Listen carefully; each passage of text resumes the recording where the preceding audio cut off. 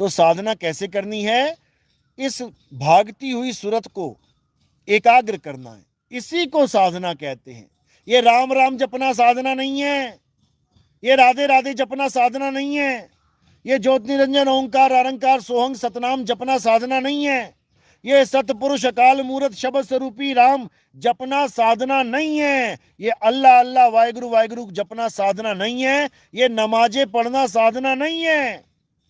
अपनी सूरत को संसार से हटा के सत्य के साथ जोड़ना साधना है। बस इतना ही काम करना है।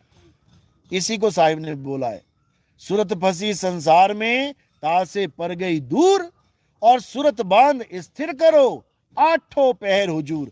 आठों पहर यानी 24 घंटा बस एक ही काम करना है तुमने। क्या करना है? अर्जुन की तरह निशाना साध लेना है। अब इसका मतलब ये नहीं है, कई लोग कहते हैं ये गुरुजी ना ये दुनियादारी छुड़वा देंगे हमारी सारी, ये तो बैरागी बना देंगे भाई। अर्जुन के आगे निशाने में देखो आप, अर्जुन के आगे पेड़ भी है, अर्जुन के आगे पूरा पक्षी भी है, अर्जुन के आगे टहनियां भी है, पत्ते भी हैं, डाल भी है, तना भी है, उस चिड़िया का सिर भी है, पंख भी है, पैर भी है, पूंछ भी है, पेट भी है, गला भी है, गाल भी है, बाल भी है, सब कुछ है, और आंख भी है, सब कुछ है उसके सामने। लेकिन ध्यान कहां रखा? आंख पे। इसका मतलब ये नहीं कि बाकी सब नहीं है, बिल्कुल हैं, लेकिन उसका ध्यान नहीं है। यानी तुम्हें सबके साथ रहना भी है, लेकिन किसी में ध्यान नहीं फंसाना है।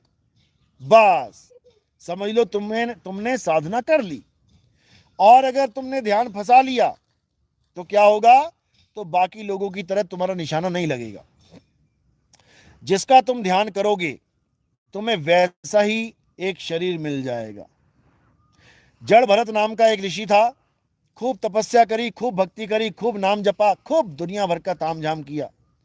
हिरण का बच्चा आ गया एक आश्रम में बुढ़ापे में, उसके बच्चे को पाल लिया, उसको पिलाया खिलाया, खूब उससे प्यार किया, लाड किया, दुलार किया। अच्छा किया, जीवों से प्यार करो। लेकिन गलती क्या हो गई कि उसमें ध्यान फंसा लिया। प्यार करो, कई लोग कहते हैं अच्छा मतलब अब भैंसे पालना बंद कर दे गुरुजी, नहीं तो अगला जन्म भैंस का हो जाएगा। अब अपने जो कुत्ते पाल रहे हैं इनको छोड़ दे, नहीं तो अगला जन्म कुत्ते का हो जाएगा। नहीं होगा, नहीं होगा। तुम 100 भैंसों के बीच में रहो, तुम 100 गाय के बीच में रहो, कभी नहीं फंसोगे। कब? जब तुम्हारा ध्यान उसमें नहीं होगा। काम करो लेकिन ध्यान मत करो। इसी को कहते हैं हाथ कामवाल और चित्त रामवाल। यानी हाथों से काम करो और प्रभु का ध्यान करो तो समझ लो कि तुम निकल गए।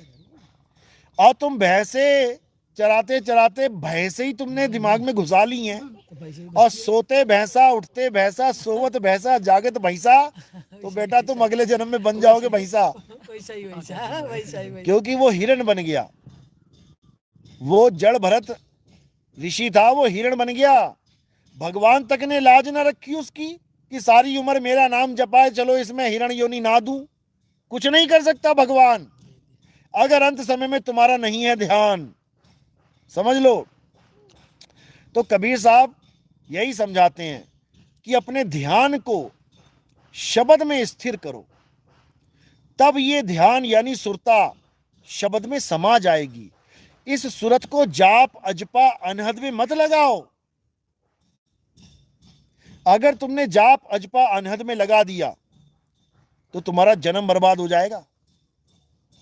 इसी को बोला है जाप मरे अजपा मरे अनहद भी मर जाए, सूरत समाए शब्द में वाको काल न खाए।